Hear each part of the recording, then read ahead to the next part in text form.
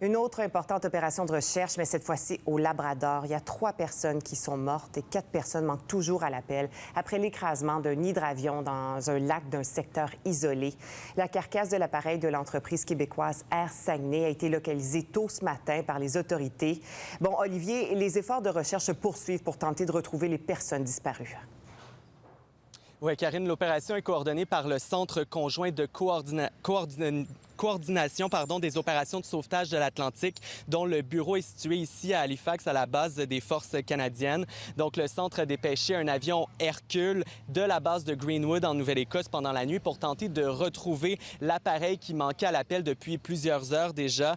Donc, la carcasse de cet hydravion de type Beaver accidenté a finalement été localisée là, sur le lac Mistassine tôt ce matin.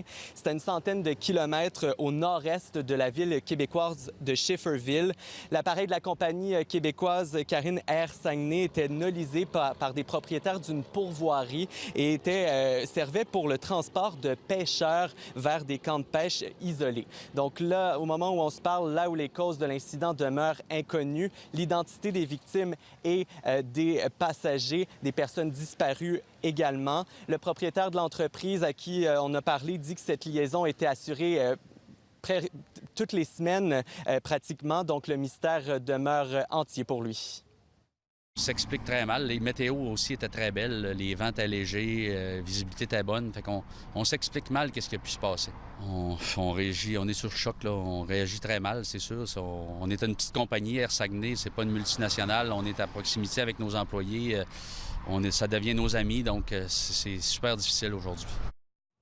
Oui, Olivier, surtout qu'il faut le rappeler, hein, c'est très difficile chez Air Saguenay parce que ce n'est pas le premier deuil pour les employés et l'entreprise.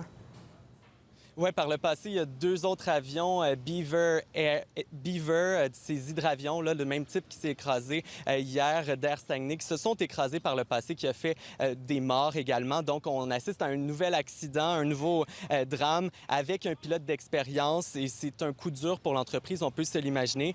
Mais un expert en aviation civile à qui on a parlé dit toutefois que les transporteurs aériens sont soumis à des vérifications périodiques et strictes.